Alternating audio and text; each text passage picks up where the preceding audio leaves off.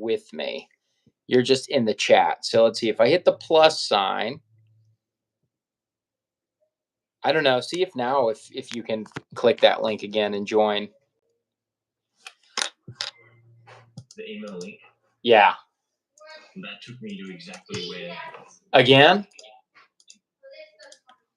So here, I'm sending another one. Yeah. Through. Again? So here, I'm sending another one. Okay. You can see it live. Here, I'm sending another one. I've got like Ericception happening.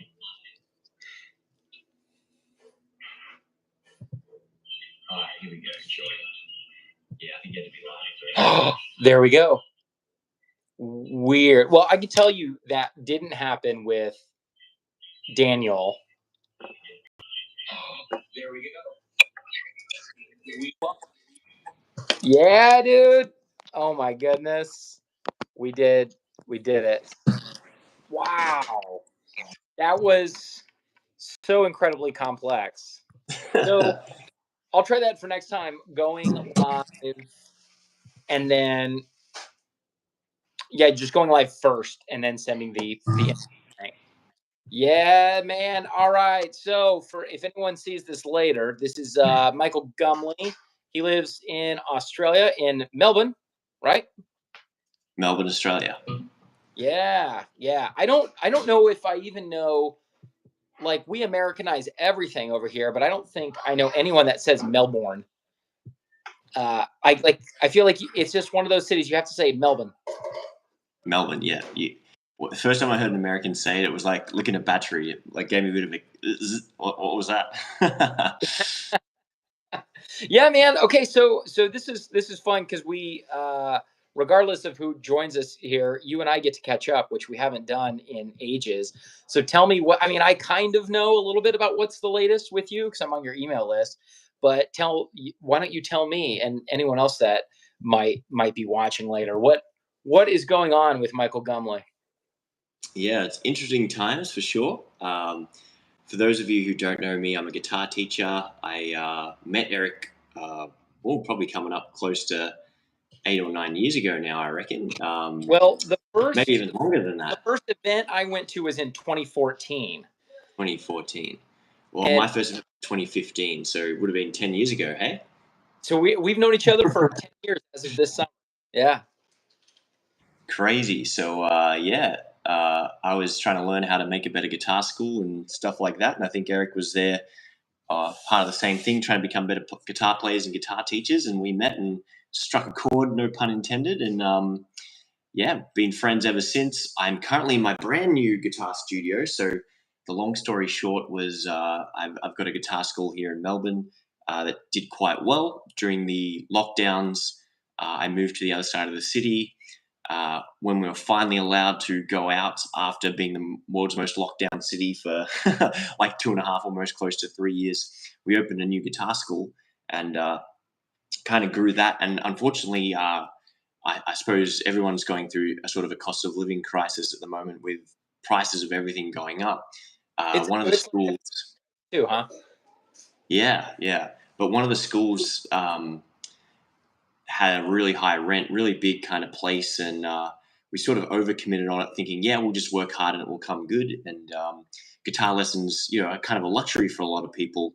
And I do run a good service. I run sort of a premium price. I'm not like the cheapest guitar teacher on the block, but I think the price reflects the quality of the lessons. But obviously, people don't have that discretionary income to spend on luxuries like guitar lessons. So we've sort of taken a hit with students. I've downsized probably to a much better building in a much nicer place, but I've moved 2 or 3 suburbs over. So my rent has gone from $96,000 a year operating a music school down to $25,000. So to give you an idea of the hot water I just got myself out of, we're set up in a brand new location, and I'm in a much better position, and I can go back to playing guitar recreationally and having fun instead of just being grind.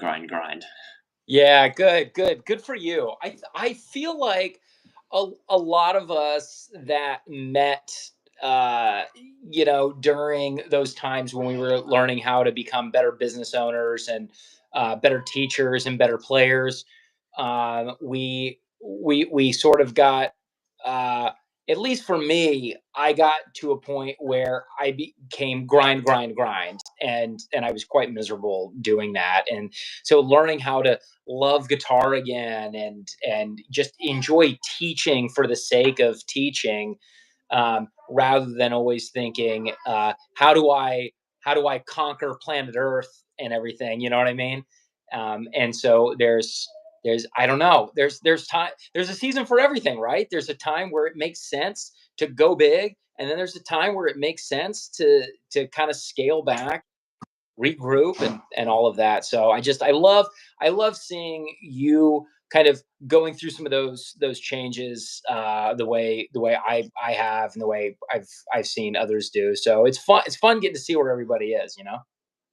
Yeah, definitely. And I think, unfortunately, what I got sucked into, and this is good advice for everyone listening, whether it's guitar playing advice or business advice or whatever. It's like, make sure you get your advice from someone who is doing what you want to do, not someone who is making up hypotheticals and things like that, and may have credibility in some area, but is just kind of getting advice from further down the line and trying to give it to you. And the thing that caught me out was going, okay, cool. I've had this idea of, I joined this program just wanting to be a better guitar player, and yes, an extension of that is becoming a guitar teacher. And I sort of took that to the limit, but then it became all about building a business. And yes, you can make a $1 million per year guitar teaching business or music school. That's kind of a good goal, but it was literally, that was never my intention. It's never why I got started.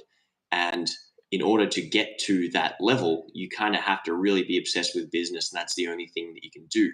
And if we're doing it with microtransactions, like you know, $150 to $250 memberships for the majority of people, it's really hard to scale something like that to such a big degree without having 10 to 20 employees or multiple locations and all these additional headaches, which you wanting to perpetuate this ability to play guitar for as long as possible get stuck doing. So yeah, that was sort of my learning experience, is just waking up going, hang on, this was never my goal in the first place. And I think you've probably heard this. It's like doing the rounds on social media, but there's that parable or that tale about some American businessman goes on holiday and he sees like one of the locals fishing. He goes, "Oh, this would be wonderful." And the local walks out on the beach. He goes out and fishes for the morning, comes back in with his fish. The American goes, "Oh, you should catch more fish so you can do this all the time." And then he goes, "Well, why do I want to do that?" And he goes, "Well, if you got this business, the business is going to pay for you to do this thing you're already kind of doing." And for me, it was like, well, all I want to do is play guitar. And now I've got 12 employees and two businesses I have to drive between and all this kind of stuff, just so I can come back at the end of the day and play guitar. I was like already doing that in the first place. I'm doing it less Right. than when I started. And Yes. yeah, sometimes the money is good, but now it's like the most fun I ever had when it was just me building a solo music teaching studio. Those first couple of years where it's like, oh, cool. I went from, and don't get me wrong, it's really good going from earning $20,000 a year, working a bunch of like part-time supermarket jobs or, starter jobs you do when you're young. It's definitely cool going from that to then running a six-figure to even a multi-six-figure studio. But as soon as it became, okay, now I've got to have one or two employees to cover this. Now I've got to have an admin for this. Now I've got to get this software to this. All of a sudden, the expenses build up, and you become a manager of people rather than just doing the thing you wanted to do all along in the beginning. So, yeah, my Yep. sort of approach is, there's definitely nothing wrong with building a music school, but if you just have a really profitable solo teaching business, then that's going to be way more fun. But uh, then I've got to try and juggle YouTube and all these other things on top, and I really found myself just not playing guitar that much. And I was a bit burnt out from the band because the band sort of got to the point where, hey, I've got this huge business and I want to play and do these gigs, but unless they're kind of like, 30-day tour overseas, I'm just like shooting myself in the foot. I've got to either train someone to replace me for 6 weeks or take an income kind of hit and stuff like that. And it just wasn't worth it for me. Like I wanted to play at the big level. So in some ways it's good, some ways it's bad. But even the sort of band coming to an end and going, hey guys, let's go big or go home, and then packing it up because it wasn't heading in the same direction. It just takes you to a whole different level. But I hear you've sort of gotten out of your business, and that's been able to free you up to go back to what you were doing in the first place as well. Yeah, yeah. So, well, it's yeah. Your experience has been very similar to mine in that I was really enjoy. I found that I like teaching, and I also really like playing guitar. I enjoy doing them honestly now probably equally. And I thought I only wanted to perform. And then I took a lesson with Canadian guitarist Dave Martone, who I really like, several years ago. And I was telling him, I was like, I just want to perform all the time. He's like, well, Eric, as someone who's been around the block and done all of that, he's like, I can tell you, he's like, I think you'll find that getting to do some teaching, doing some performing, doing some business, some recording, some studio work. He's like, when you have kind of a mix of all of that, it's that he's like that for me is the most fun. You get to do a little bit of everything, and I am definitely finding that. I look forward to teaching, but like if all I did was teach, I just wouldn't be able to do that. And when my business was cooking, like you said, like running a multi six figure business, we got to a point where it was not very fun, and I could not enjoy this because I was so busy thinking about the music school 100% of the time. And so now it looks like we got a couple people hanging with us live right now. Hey, let us know where you're from. I'm in Texas in the United States. Michael is in Australia.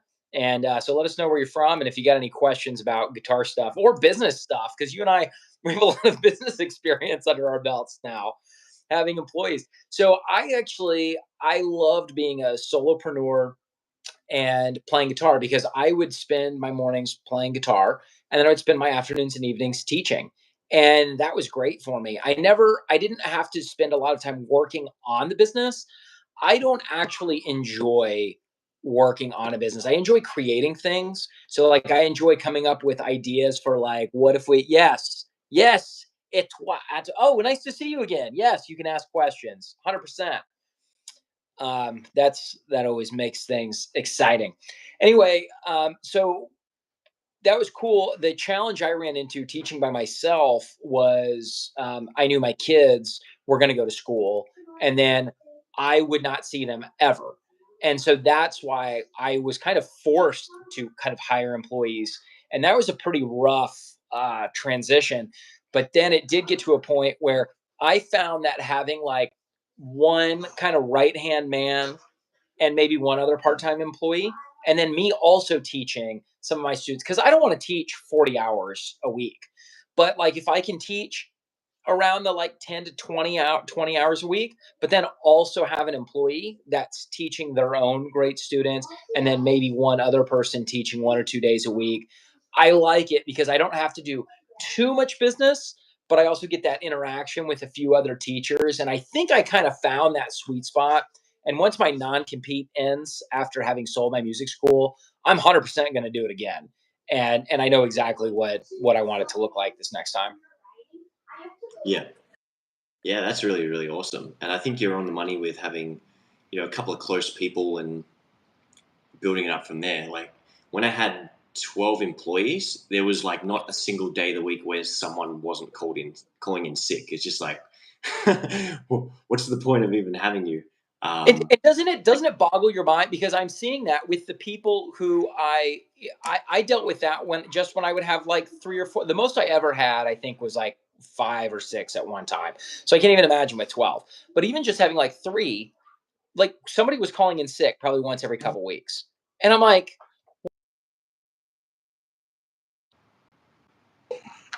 all right. Um, I'm like, what is going on here? And I wonder if and it's like that where I sold music school, where there's even more people now. people are calling in sick all the time. I thought it was like a me problem. I was like, oh, okay, so this is kind of a universal thing. But I'm like, I don't get sick. And if I do, it's maybe for a day.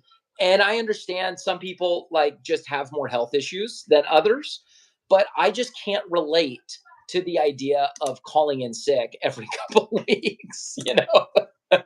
So did you kind of find did it boggle your mind when you first started experiencing that? Yeah, like I'm like, how does this person get sick so often? Uh, Yeah. all that kind of stuff. There, it's just to the point where I'm like, okay, well, we need to have a chat about your health and your diet. No, no, no, I'm completely overstepping the mark as an employer here.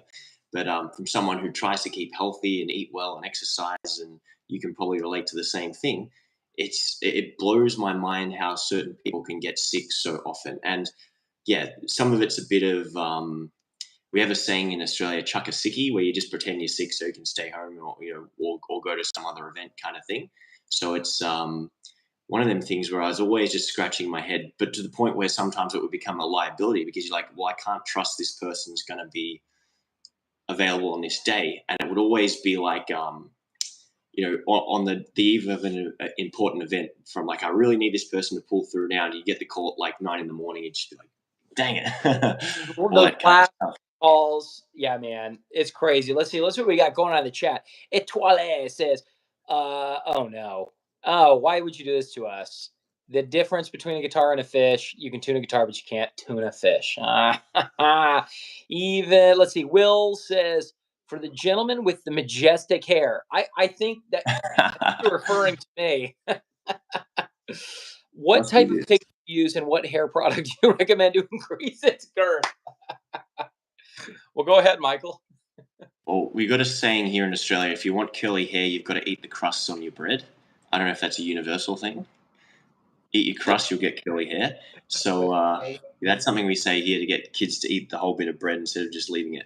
Guitar pick wise, I was a big fan of these Jazz 3s. Now, I really like the Tortex, the blue ones. They're 1 millimeter thick, they're slightly bigger, and they've got a point on them because you can get the flat ones and the point ones. I didn't grab a bunch of guitar picks here because I'm transitioning between studios at the moment, so I'm a bit unorganized. But a story for you and a really cool experiment, which I recommend everyone does. Now, when I went to university to study music college for everyone listening at home from outside of Australia, our teacher in the guitar lesson, Mario was his name, he's a fantastic teacher. He said, what everyone should do is go to their local music shop and buy one of every pick. And then you spend a couple of weeks, you pick them up, you play them. Some you eliminate straight away, and then others you keep coming back to because you like them, all those kind of things. But he basically says, keep on throwing them away until you narrow it down to your favorite one. And whether it takes a week or a month, you get something you really like. Now, just prior to that, there was a Guitar World magazine with John Petrucci on the front cover, and he was holding this pickup like this, going, is this the greatest heavy metal pick of all time? And I was already using a Jazz 3, but I'm like, oh, yeah, I really like this Jazz 3, just the bigger ones, not the little ones. Anyway, long story short, I already had Jazz 3s. I went to the guitar store and spent $80 on guitar picks. So that was like almost 120 different guitar picks at the time.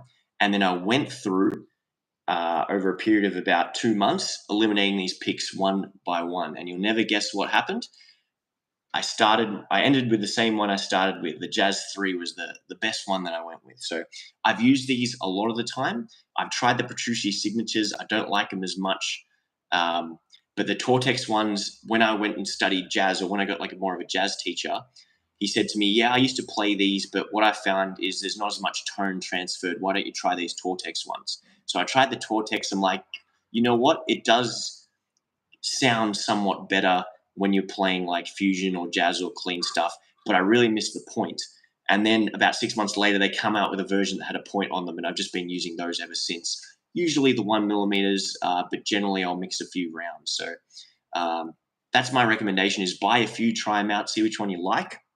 You can use different picks for different things. If I'm playing acoustic gig, I'll go with a different style of pick to a metal gig and things like that. Sometimes I'll use my fingers. If I'm playing jazz, I tend to play finger style for comping, and then I'll switch to a pick using the whole, you got to practice doing your quick draw McGraw kind of thing where you can just tuck your pick under like that and then pluck with your fingers. So at the end of the day, try it out, see what you like the best. There is no best, just figure out what you like the most. And in terms of hair products, just what are you talking about? Just eat healthy, exercise, get a lot of sleep, and your body will grow hair naturally really, really well, Nope. as best as you can. And then I guess some of it's genetics. I don't take care of my hair too much. A good friend of mine said, have you ever seen a bald homeless person? No, you always get homeless people with massive beards, massive hair all over the place. So it's definitely not shampoo, conditioner, or hair products. It's got to do with something else. That's so funny. One of my neighbors just flew to Mexico to get a hair transplant. And so he's got this like line right here, like where my bald spot is, where they've like cut and pasted, I don't know. And so I guess over the next year it's gonna like grow in and all of that. Yeah, so I have been using a Jazz 3 pick ever since the Guitar One magazine had a special about the Jazz 3 and Joe Bonamassa and all of that. He was just starting to be hot. But if I'm doing like strumming stuff, I like just like a good 0.73. But this one has a rounded edge. And then I found I like the Dunlop, the Ultex Sharp. This one is not a, or this is a Sharp, but it's just worn down at the end. And I like the 0.73. And then I just found these Dunlop Flow picks. So this is a 0.73, but it's sturdy enough and has that point because 9 times out of 10, I'm doing this kind of thing.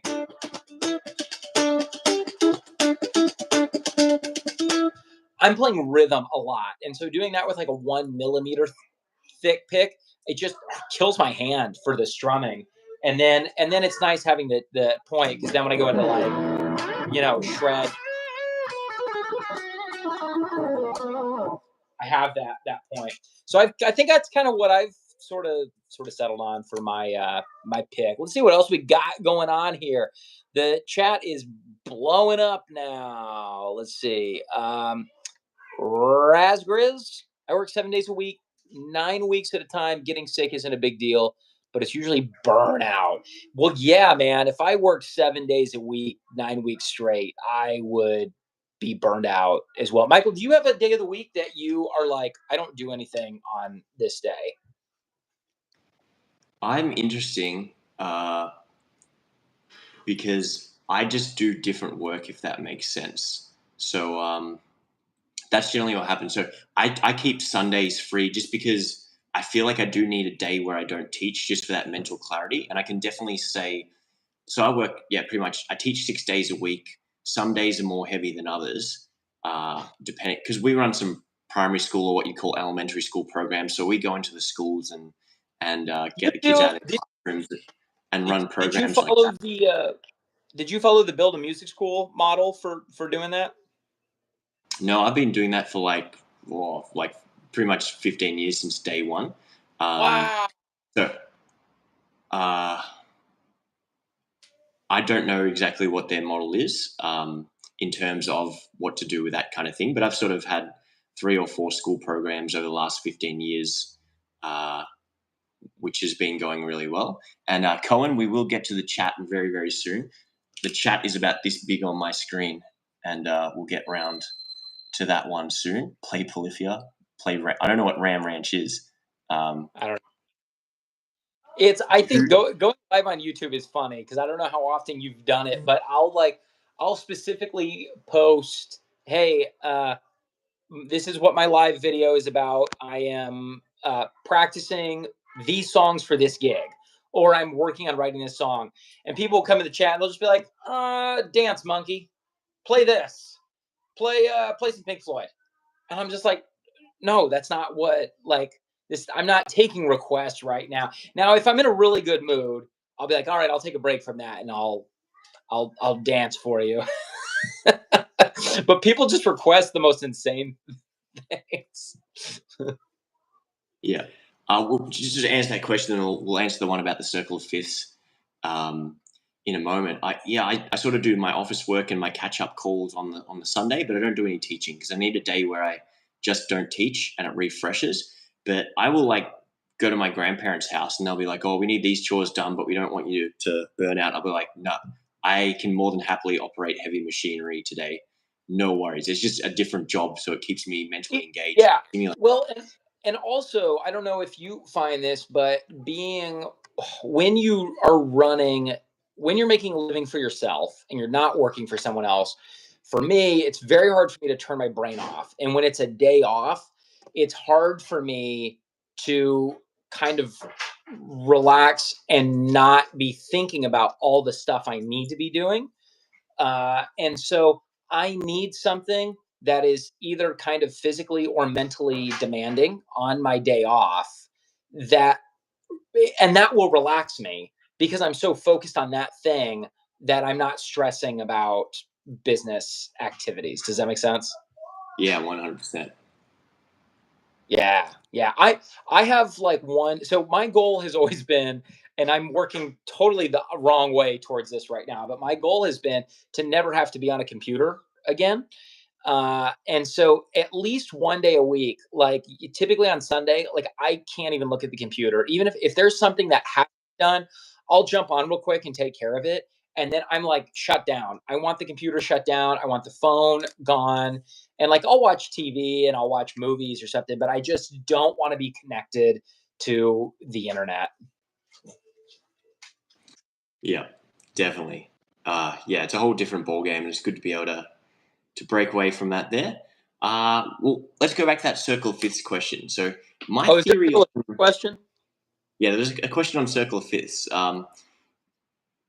My whole outlook on theory is it's better to know it because it really doesn't take that much effort to learn the theory, and that just opens up your playing and what you can do and your understanding of music significantly. Now, yeah, the circle of fifths on its own is just like a little bit of a tool to help you understand the theory and navigate between keys. But when you not so much the music, the circle of fifths, that's not the important part. The important part is understanding how notes become scales, scales can be arranged to become chords and give you your melodies, chords and arpeggios, and then even seventh chords. And how do all those things together fit into a key?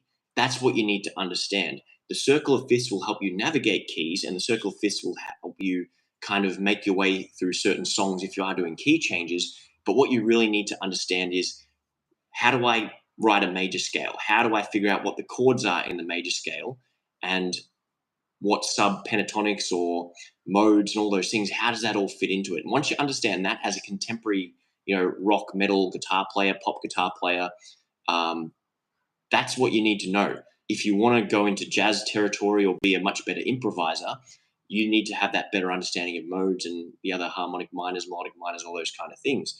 But for most of you, just your blues playing, your pentatonics and understanding why we use certain scales over certain chords, chord tone theory, what I sort of call it, that's all you kind of need. Now, if you don't know it, you can guess at it.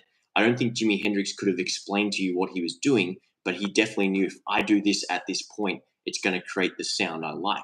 And a lot of your self taught or guitar players who have never learned theory kind of chance upon that. It's like if you're playing Tekken or some sort of video game where you're fighting, if you know you go left, right, A, it does if you go A or the blue button, it does punch. If I go left, right, double blue button, it does a stronger punch. If you figure it out by bashing away at the buttons, eventually you learn what the combos are. And that's what a lot of your favorite guitar players have done is they've just paid enough attention to go, hang on, this combo gives me this sound. So if you can understand that, and it really doesn't take that much effort to learn. Unfortunately, when you learn music theory, it's often explained by a piano player or an orchestral kind of instrument player. It's done in this really old stale way. You've got to go back to the 1600s with Bach and then Beethoven, and then work your way up to the contemporary time. So it's just presented in a really boring and not useful way. However, if you kind of uh, go back to the point where, okay, well, what do I need to understand? What are my building blocks, my nuts and bolts? I need to know what tones and semitones, or what's one fret and two frets, half steps, whole steps. How do I make the scales? How do I learn the intervals? What are all these things? It really does like a really different approach there, and that's all you need. And then you just make it relevant to the kind of music you play. Yeah, totally. I 100% agree with you, Michael. Is that kind of like the basics of rock and pop and metal and stuff? It's like you don't have to know all of that stuff. You just have to learn how to kind of speak language. So just like s- speaking the English language, you don't have to learn proper grammar and how to parse out gerunds and participles and understand subject and object. You just have to talk with a lot of people and have interaction, and you learn how to speak the language. And I feel like music is like that. So when you learn the theory of it, you just are able to go to that deeper level. But if you spend enough time just immersed in the world of music and connecting with other musicians, you learn to speak the language without, even if you can't articulate it. And I will just say this: like you gave the analogy, a video game analogy, and I was thinking of a video game type analogy as well. Is when we ask, is the circle of fifths really necessary? Well, it's sort of like it's just another tool in your toolbox. So like I'm not even like a huge Zelda fan, but like let's say I was playing The Legend of Zelda, and you get all these upgrades as you go through the game. It's like in order in Breath of the Wild, right? You can go straight fight Ganon right from the get go with no extra armor, no extra potions or swords or anything. And if you're really really good, you can make it. But your life will be so much easier if you spend some time getting all the collectibles, leveling everything up. And to me, the Circle of Fifths is like that. It just makes my life.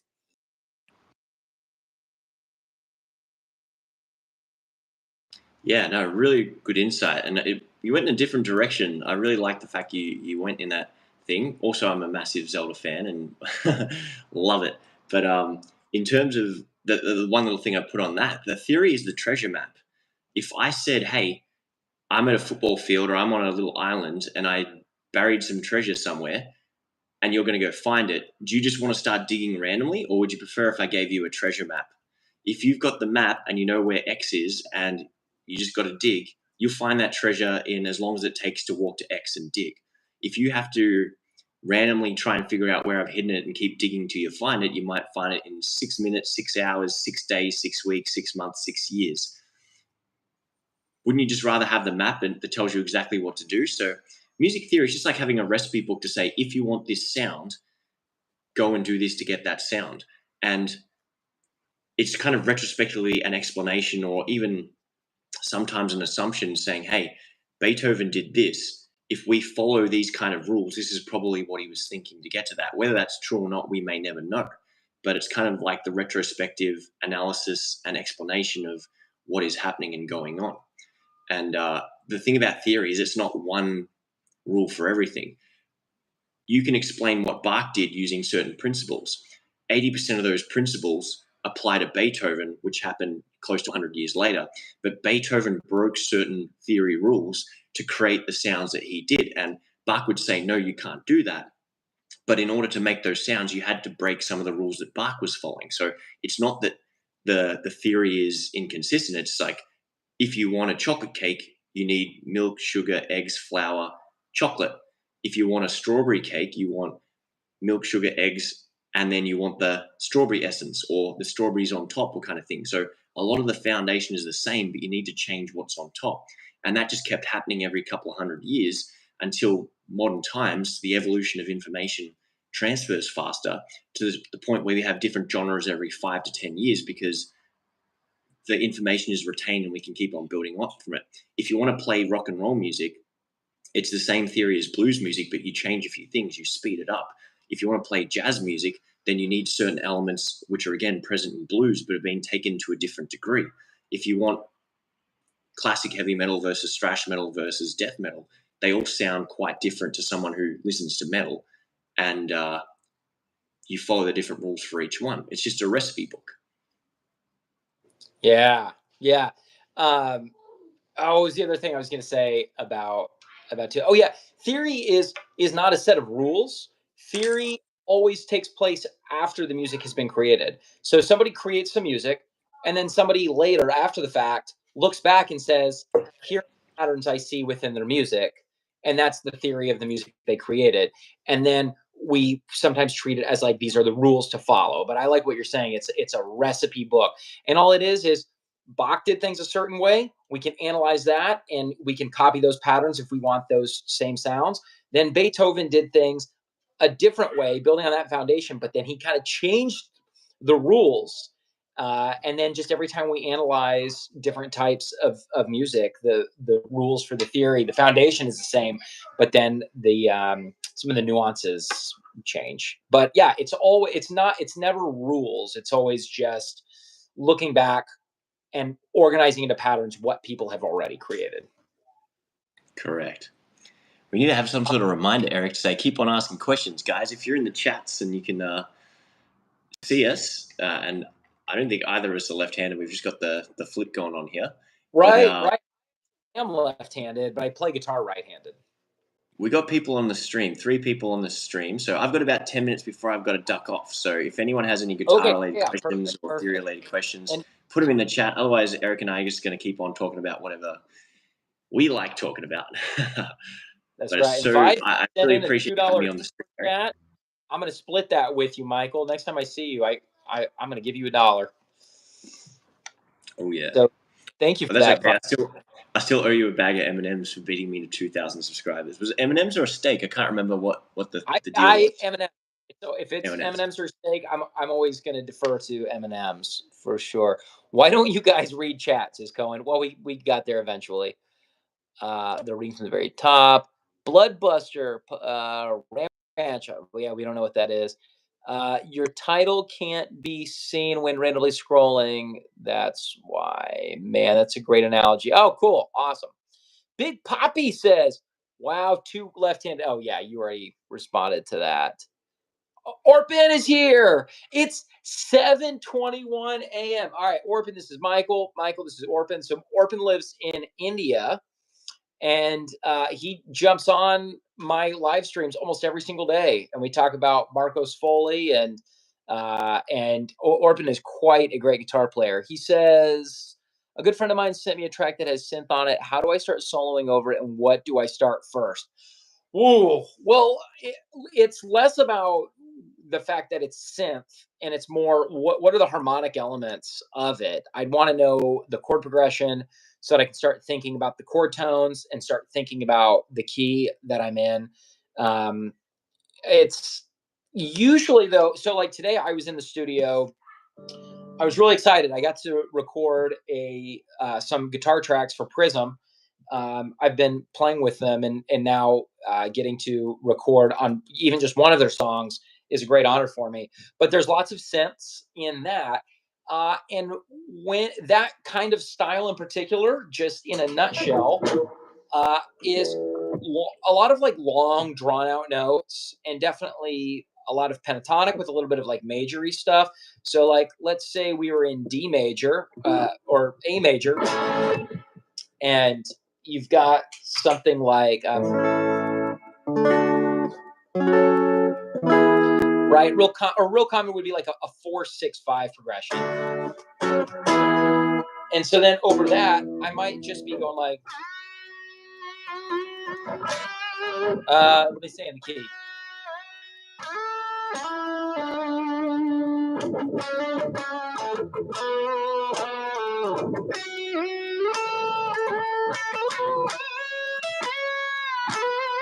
So it's kind of stuff like that, just long, drawn out notes with a little bit of harmonies, and then you throw in just some kind of like rock and blues licks,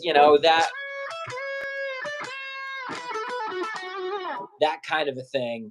So I don't know, man. I'd have Orp and we'd have to like jump on a call, and I'd have to see the track specifically and see what you're doing over it to know how to best help you with that. Etoile says, how did the guitar modes come to be? I don't know. Is that like Gregorian chant era? Yeah. One of the stories I got told by my guitar teacher at university was, imagine ancient Greece or somewhere, and they are all Greek names. So they did come from sort of that era of area of Europe and that era in history. But basically, he explained to me that there was a town or a city called Ionia in one part of Greece. It was by the sea. It was nice and sunny, cool, warm temperature.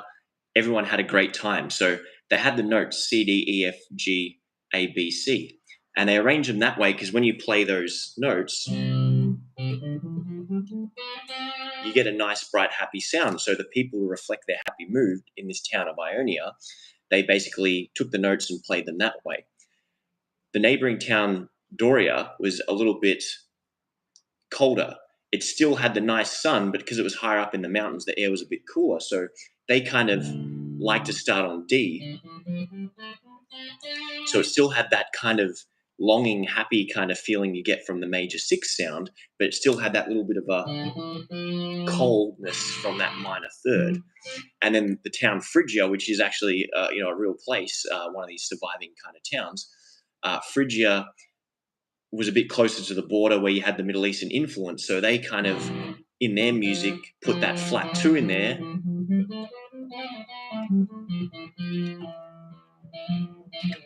Which reflected the sound and the feeling and the culture of the time. So whether this is true or not, this is how it was explained to me, that they all had the same notes, they all had the same instruments, but different regions would express them differently depending on the mood and the culture.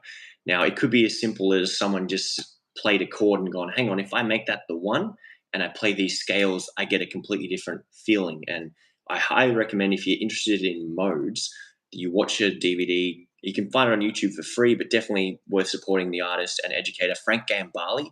He's got a DVD and I think a course now called Modes, No More Mysteries.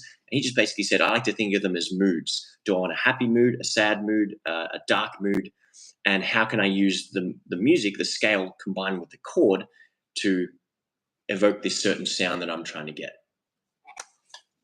Yeah, yeah. The modes took me a long time, and I found for students, it kind of hits each of them in a different way at a different time.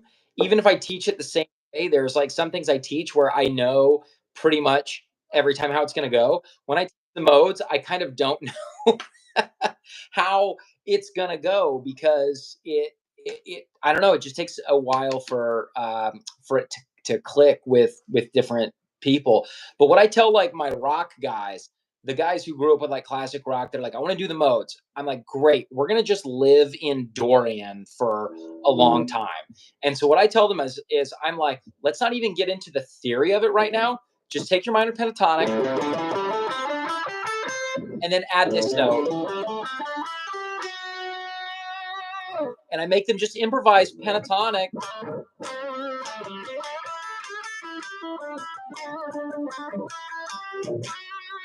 and start adding that note in, and they start to get the feel of Dorian like instantly without having to do tons and tons of studying about music theory and all of that. And then where I move to next is Mixolydian, and then we may go to Lydian. But for like most people and that I know and students I've worked with and the kind of music they listen to, Dorian and Mixolydian, those are really the only two modes you kind of need to study. So Michael, I'm curious about your take on that. Yeah, I think most people, when they think of modes, they think of scales, but the most important thing about the mode is actually the chords you're playing over, because you can play C major scale, and if I was to jam over that and Eric just played the chords like a vamp with D minor being the one chord, it wouldn't matter which of the seven scale shapes I played, it's going to sound like a Dorian. So the harmony is what dictates what feeling you get and what mode you're playing in. Now, if you keep on trying to start on C and end on C, or do the C chord tones, it's going to sound like you're playing out of tune in Dorian. But if you start targeting the D minor chord tones and things like that, or the embellishment notes, so that the flavor notes I would call them, that specifically make the mode like the major second and the major six with the minor third. That's the kind of approach there. But I find that same thing. Some students, the modes click straight away. Some, you beat yourself over the head trying to think, how did they not get this? Uh, the problem with teaching modes is there's two types of modes, two schools of thought.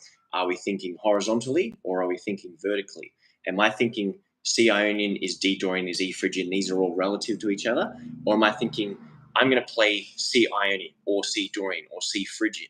You kind of need to understand both at the same time, unless if you kind of learn one piece and look at it from this angle, you don't understand this whole half of it. And if you start here, you don't have the foundation you need to build into it. So it's one of these things where you've kind of got to sit down and have a whole 1 to 2 to maybe 3 hour, learn it all in one hit. The problem is most people learn in 30-minute intervals with their teacher, and they're trying to cram this conversation about modes into 10 minutes of your 30-minute lesson in a standard lesson format. So you either learn modes in broken little pieces over a period of 12 weeks, or you learn a bit about modes, then your teacher gets distracted, then you're away, then you touch on them again in 6 weeks, and then you don't understand modes because you've only been given 3 of the 20 pieces of the puzzle drip fed over 6 weeks, and you need another 17 pieces before it all clicks and makes sense. So uh, I don't think it's that complicated. It's just you're never taught the whole thing from start to finish in a proper way. And again, the problem with every last little bit of music theory is I'll say something here. I'm sure anyone listening will go, oh, what is that word he said? Now you've got to go back and research another topic and learn a whole other area. So there's so much assumed knowledge that, Eric or I could have a conversation about. Some of you will hear certain words like Dorian or Phrygian or Lydian, but not understand what I mean by relative or derivative and all these different kind of things. And that's a whole another conversation. But maybe my closing point, and I'll take one more question if Arpin or Etoile or anyone else watching has a question to fire. I can see there's a mystery third person floating around who hasn't revealed themselves or said anything. But I'll open it. If you want to ask a question in the last minute before I depart, I'll do that. Otherwise, I'll say thanks to Eric for having me on, and I'll definitely look forward to jumping on another stream in a month or two or something whenever they'll have me back on, because I have so much fun chatting and Yeah, helping you gotta, people. you gotta teach here in a few minutes, don't you? I've got a lesson in about, it's 1:30 here. It's 1:03 here. In 27 minutes, I got my next lesson. So I don't need to go super, Wow. In but 27, I'm in bed. So Etoile says, thank you. Didn't know any of this. So that's cool. Orpin, great conversation. Michael has some magical info, I think. Orpin, you are not wrong about that. Hey, look, if there's one thing you've learned about me, hopefully it's that I don't hang out with bums. I hang out with all stars. And Michael Gumley is one of the baddest people I know and a true professional when it comes to teaching and playing guitar. Like just an all around quality guy. So yeah, if you're in Australia, if you're in Melbourne, then yeah, no doubt you need to go see Michael. And do you do online teaching? yeah, I can help people online. I've got there's always stuff coming in the pipeline. Like if you want a Zoom lesson or something, I can always help you out in that way.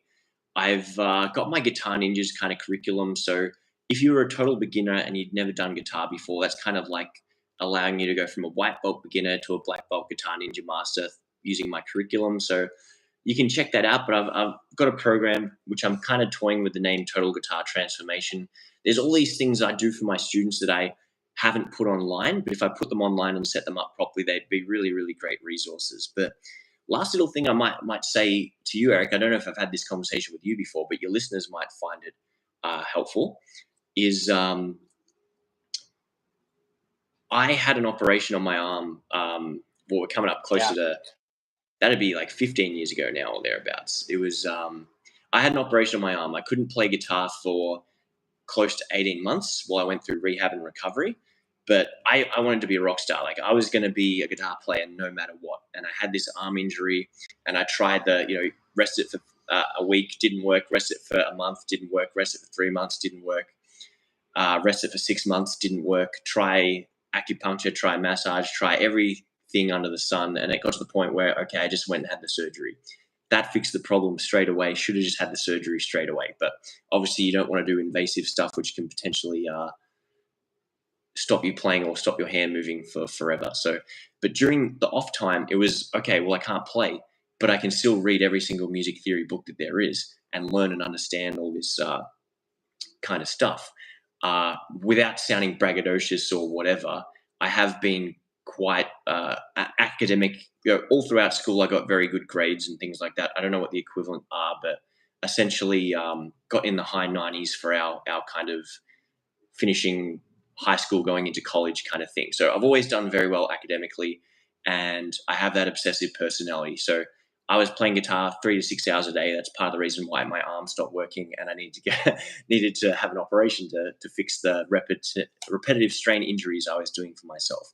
But when I couldn't play guitar, it didn't mean I stopped trying to become a better guitar player. It meant that I used visualization to practice. It meant that I was reading theory books. So my understanding of the theory and the knowledge even outpaced my technical skills on the instrument. So it is really easy for me to kind of retrospectively go, oh, this is easy. It's not complex. It's simple, because I was very used to studying for 3 to 5 hours a day anyway. So reading a 1 hour or watching a 1 hour thing on modes wasn't a big deal for me. But you can't learn too much theory. You can definitely limit yourself by not learning how to apply the theory, and it all those things I talked about earlier in the stream. As long as you know the basic fundamentals you need to explain the music that you listen to, or to capture the sounds that you want in your head, then that's all you need. You don't need to go to university and study complex jazz harmony or 1920s serial composition or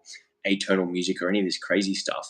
You just need to know major key theory. How do I make my scales, my chords, my arpeggios, so that I can listen to a Guns N' Roses song and go, oh, Slash is doing this. Why is he playing this note here that's not in the pentatonic scale? Oh, that can be explained by Dorian or Mixolydian or whatever. I really love Steve Vai and Joe Satriani. What are they doing here? Oh, they're in the Lydian mode, all those kind of things. Or how can I spice up my chords and make them sound better? That's the kind of theory you need to know. You don't need to do all the super complicated stuff. Is it cool to explore? For some people, the big mistake is that at your university, your professors, they're all music theory nerds that get excited about really niche kind of things, which you don't need or have to go with. And there's academic world, there's real world, there's street smart, and there's book smart. You don't need to be book smart about everything. You need to be street smart about the kind of stuff you need for guitar. So I can see Arpin's just asked me one more question before I wrap it up. And sorry to hog your whole live stream, Eric. Can I give you some No, that's info all on good, man. rhythms? I feel like we should do a whole other live stream on the rhythm kind of thing. So, Yeah. look, without having a good understanding of where you are with your rhythms, Arpin, I can't give you. I might give you something which is too hard for you or even too basic for you. But I saw a Paul Gilbert clinic, and he said one of the best things you can do is just clap really basic rhythms. So if he's soloing with a minor pentatonic scale, if this is his rhythm, you can just play through a scale.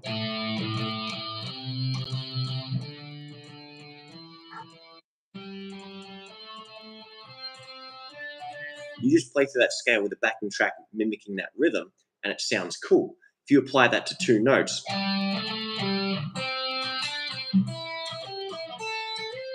can I apply it to more than two notes? You just take simple rhythms and you apply them to different notes and things like that. And then that was a big game changer for me, where I was 2.5 years into uni and really struggling with improvisation. He just said, think of a simple rhythm and just apply it to the next 3 to 5 licks and create little motifs or phrases, and it made a big difference. But look, Eric, I've got to jump on. Are Yeah. you're gonna wrap it up with your I'll stay guys? here Are gonna stay on a bit? just for a minute because I want to address two things, and then but yeah, man, this has been great. It's really great catching up with you, and it's fun. I'm glad we got to do this. Thanks for being here. It's been awesome. So thanks for having me on. For anyone who wants to find out more, I'm sure if you just click on my profile picture, you can go to my channel and check that stuff out. Eric asked me to be on this last week, and I really wanted to go on, but I hadn't put many uploads on in the last couple of months. So I wanted to get a couple of new videos up and put them out. And I've uploaded quite a number of shorts and little things. So Yeah, no, yeah, Michael has check a it out. great YouTube channel. You got to check it out for sure. All right. Thank you so much, Eric. Thank you to everyone who's paid attention and logged in. It's been great meeting you. And yeah, just like or comment on the video, and I'm happy to answer any questions you got as well. Cool, man. All right, dude. I'll talk to you soon. Thank you. All right, bye. Okay, let's see. Let's see what happens when Michael Lee. Hey, now it's just me. Okay, real quick before I'm gonna jet too because it's night time for me here in Texas. Etwale says, "Do you always warm up before playing?" Yes, I do. I got to a point where I found that I have to do a few warm up exercises for about 10 to 15 minutes, and then I'm rocking and rolling. But if I don't do that, I find right here there's this kind of pain that shows up if I don't warm up properly. So I always warm up. In fact, there's a link in the description for my 10 warm up, my 10 essential guitar warm ups course. It's a free course. You get tab for all the exercises plus video demonstrations for all of it. Honestly, it's something I've been using to like grow my email list, so I can be in kind of closer contact with people. But it really is probably something I should charge for because it's real good. It's a really good warm up course. Bayou Blaze says hello. Orpin says Michael is a don in the teaching game. He really is. He really is, man. Michael is awesome. Orpin says good to see you both. Yeah, man, good to see you, Orpin. I hope you have a great Friday, a good Friday in India. You Blaze, hello, Etwale. I'll check out your warm up exercises. Yeah, check it out. It's free. Um, so you got nothing to lose. And then if you start getting emails from me, I usually send an email out to my email list every weekday and then occasionally on the weekend. So I kind of will share like what my new YouTube video is, bits of advice, or if I've got a course that I'm putting on sale or something, all of that. So yeah, and then if you start getting emails from me at Tole and you don't like them, then you can just be like unsubscribe, but you still get to keep the free the free course, right? So all right, sweet. Well, I need to start getting the kids ready for bed. Uh, let's see. You were doing a full cover of that Joe Satriani song. Yeah, yeah. I'm gonna do a full cover of Up in the Sky" by Joe Satriani. Man, it's such a fun song. Yeah, yeah, that's a great tune. So I'm gonna do a full like proper video on that, and I'll do it on the Satriani guitar for sure. That probably will be uh like 2 weeks from now that I'll actually get that done. I got to start promoting my song Frog Hopper and getting the videos together for that, and as well as continue growing my online teaching business. There's a lot of things I got to do for that. Tomorrow I won't do a live stream. I'm headed out to Canton, Texas for a rehearsal with Mila. We've got a few shows coming up in West Texas here in a few weeks. So I'm excited about that. Yeah, you're welcome, Etoile and Orpin. Share as much as possible. Cool, man. Awesome. You guys, y'all have a great day, great morning, afternoon, evening, wherever you are on planet Earth. Thanks to Michael Gumley for being here tonight. Thanks to Vibes for the $2 super chat. That means a lot to me. You guys, we will talk soon. Bye.